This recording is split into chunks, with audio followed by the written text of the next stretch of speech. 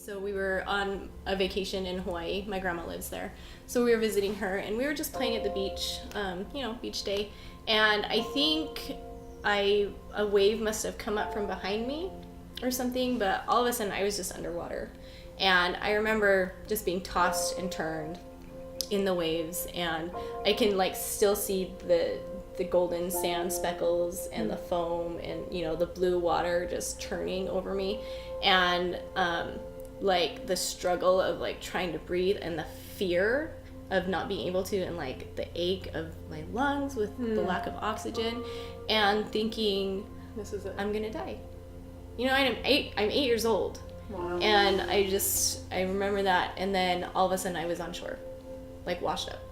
So I'm on my hands and knees somehow on the shore, and I just crawl up the beach, sandy hair everywhere, just soaking wet. And my grandma was up on the beach a little bit. Everybody else is playing all around, And I crawl up and I look at my grandma, and she just looks at me and smiles, and then goes back to looking at everybody else.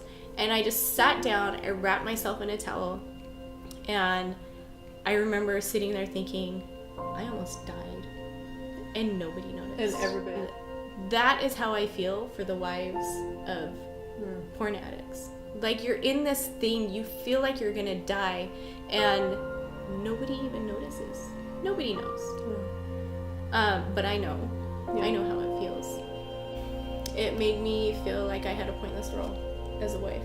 I should have just been a hired servant, because then at least I'd get paid. I want to have this relationship with my husband, but he's busy looking at porn and masturbating in the bathroom.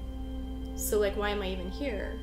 Do I go and have sex with my husband and just feel used like an object, like a piece of trash, when he can go do it by himself? But I don't want him to do it by himself. You were trying to control everything that you could control. Right, because I couldn't control him and his addiction. I had no control over that. So it was okay, what can I control? My house, my kids. So I would answer for him before he got to it, as a way to protect my children from having a dad who's always putting them down with his tone, I couldn't hold his hand just because I wanted to hold his hand. It was oh, she's holding my hand because she wants sex, so let's go have sex. And that's not what I wanted. A lot of times when it was a pornography issue, I didn't want him to even touch me. He's been looking at all these other women, and that makes me feel like trash.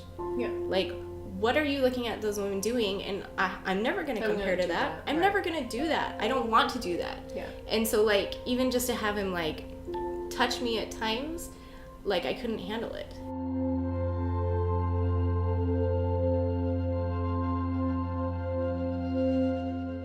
We moved to Seattle. So he got accepted to grad school at UW in Seattle, and we moved there. We didn't have any family around, so we were really on our own. We were in this horrible little apartment that was dank and dingy, and our landlords were awful. There was this change that came over where he just got darker. The light went out of his eyes, and he just seemed to hate being home with me and the kids. He spent a lot of time at the studio, which is a master's, so you expect him to be gone all the time. And one day he came home, and they had a computer lab in the studio where he was at. And it was a small lab, not very many students, so it wasn't really used. And he came home and just said, I need to keep the door to the computer lab open because it's just too tempting. And then from a comment like that, I was just okay, so I can tell he's been looking at pornography again. But he left it at that, and so I was well, maybe it's just not that much. There were times when he was as true as he could be, but he did leave some things out. And I found out about that later. To protect you? No, because he was scared. Okay. It was to protect himself. Okay.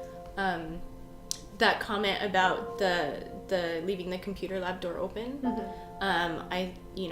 it wasn't until we moved here, years later, where I found out that he was spending hours at a time in that computer lab looking at pornography and acting out in the computer lab in a public space. But one night, we're kind of struggling. I'm by myself, single mom, 2 young kids, and he's dealing with the stresses of grad school. And when I was really tired, but he was working on the computer, and I just had this feeling I should stay awake, something's gonna happen on the computer.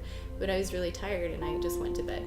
20 minutes after I fell asleep, he came in and woke me up and was hey, I just got into this stuff on the computer, and I'm really sorry, and I just had to let you know. And I was just like, what? You know, just like brain fog coming out of my sleep. And so he told me, you know, like all this pornography stuff. At that point, I just kind of broke down. Like, I wasn't the supportive wife anymore. I was mad.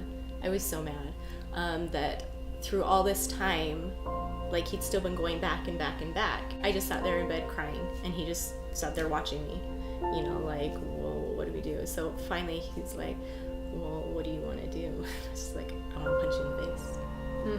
And you know, like, I'm not violent like that, you know, and he was just like, okay, do it. And right then something clicked in my brain, and I stopped crying, and I was like, I'm not going to punch you in the face because you want me to. And if I punch you in the face, you're going to think that you have, like, paid your dues. Like, there's the consequence, bam, and be done. And that's not what I want. So I didn't do anything. I just went back to bed. Wow.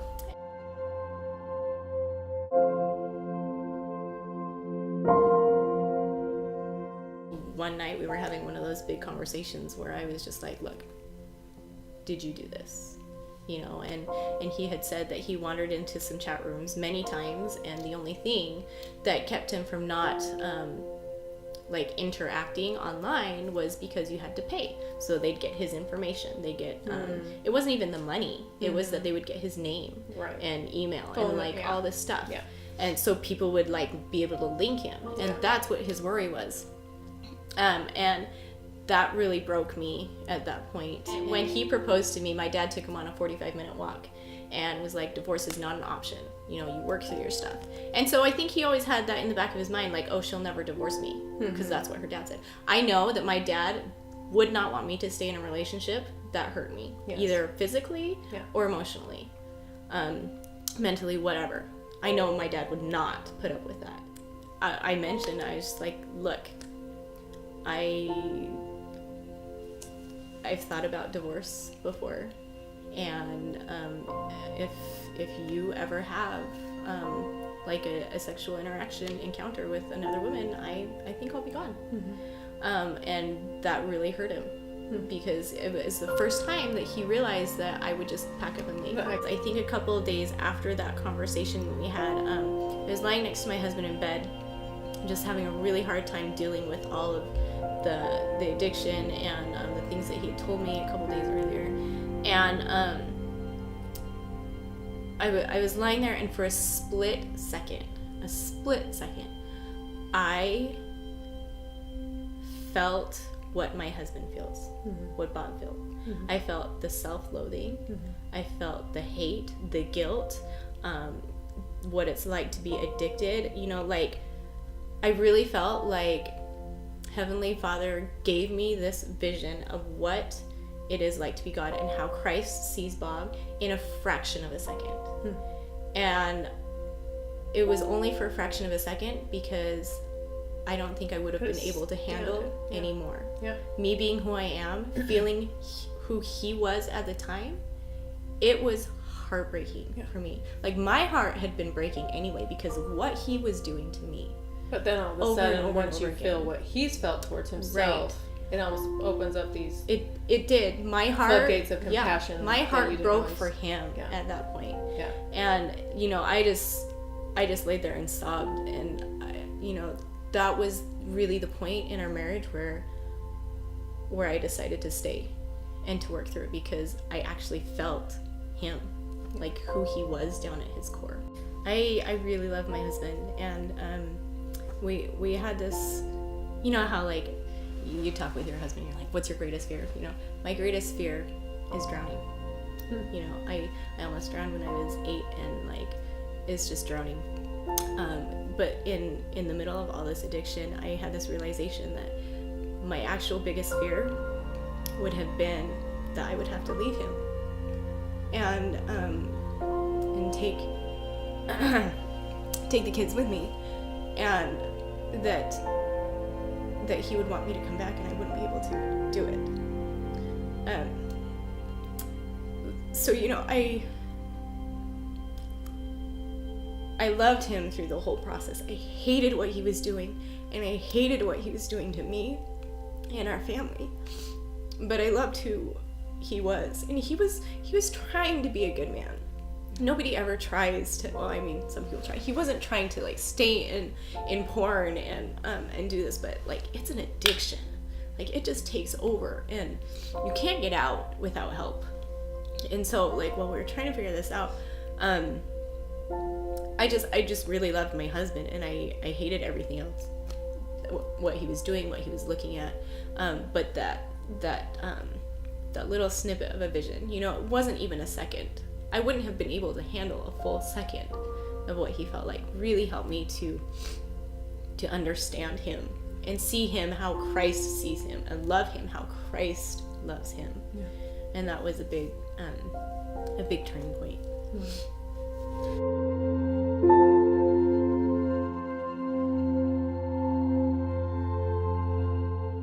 If you have building blocks and you're building this huge tower that's as tall as you are, it takes 1 second to knock it down. And a while to build it back. But it takes a whole lot longer to build it back up. That's a great analogy. And so, you know, like, there was a point where he was just like, are you ever going to be able to trust me again? And I told him, I trust you with my life. I really do. I trust you with my life. I do not trust you with a computer. Forgiveness and trust are two different things. True. So I was able to forgive him again and again and again, but like forgive him a lot faster than I was able to trust him. Building back the trust and getting back our relation back on track. Sometimes I would just have random like flashback anger. One day, 1 hour, like nothing triggers it. I just like get super angry at him because of what he did. Men are wondering, why don't you trust me? It's because you've shown me in the past that I can't trust you. And you just shattered it so many And then times. I trusted you, and then you knocked back down. It took a long time. It was baby steps building up, and it took having a lot of conversations, a lot of safe space, you know, to even trust him, where intimacy wasn't this weird thing for me, where I wasn't like, oh, is he thinking about somebody else, or why is he wanting this, you know? It was just where it could just be like, we love each other, and we're here. Up until that point, everything Bob had tried to do was still like in the name of anonymity. Like he didn't want anybody to know but me. I was the only one that knew. So when I asked him to go to these meetings, I was so scared he was going to say no. But he said yes. And then like I spent the next week just praying that he would have the courage to drive there, and then to get out of the car and not just sit in the parking lot for that whole hour. And like get in. And he did, and he, you know, I was just on pins and needles for the whole time he was gone. And he came back, and he just said it was the best experience to be able to finally take that first step. Take that first step. So the addiction recovery programs, we feel like it is a great starting space. Right. It's a great place to start. They've got some really good things. But you have Bob's to go figured out some other stuff to be Yeah. able to continue and to move on and to put your husband back into a place of power instead of being a victim all the time, you know, from the addiction. Like he's figured out some things through all of this training that he spent years and years doing. And at the time I was just like, oh, it's another thing that he's gonna go spend money on. Everything he tried, he's found bits and pieces to help put together his own really get the men back on their feet, instead of like overcoming it and then maybe backsliding, you know, 6 months, a year later.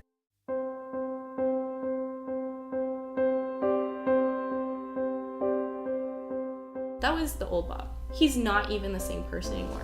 He has changed so much. Even the way he looks, the way he carries himself. So like when we were in Seattle, he was getting his master's in fine arts and painting and drawing, and he did some self-portraits at like 2 o'clock in the morning, probably right after he had been on porn. And he would go in the bathroom and he did some sketches, and I hate those pictures. Wow. I cannot look at those pictures. Wow. Because I see it in his sketches. I can see the addiction, I can see the darkness, I can see the hate and the anger. and he is completely different now. That's like it's a different person. He stands up straighter, you know, he's not like always slumped or carrying this huge weight, his you know, chin up. That's awesome. It's amazing. Bob has spent years through our marriage and through the addiction trying to find different ways to help himself, but like the result of that was he gathered all these different ways of healing from the addiction, not like managing but healing. It's been awesome, you know. It's like he takes care of the kids more. He just brought me this flower. We have pretty open communication, which was something that was really hard for me to learn. Intimacy with my husband is a safe place now. I don't feel pressured. I don't feel used. It really has become a place where we can come together and just be together and love each other and even learn new things, you know, but it is a safe place. Bob has become the leader of our family. I don't feel like I have to drag him along with everybody else and pick up the pieces and hold everything together. Bob is the leader of the family, and I love that. It's really important to me to do this because I've been there. I know what it's like to be the wife of a porn addict. But now I know what it's like to be the wife of someone who's not addicted to porn. And that is just amazing. If you have any questions, you know, get a hold of us. We'd love to answer them for you and see if we can help. See if we can help get you and your family past the addiction so that it's no longer even there.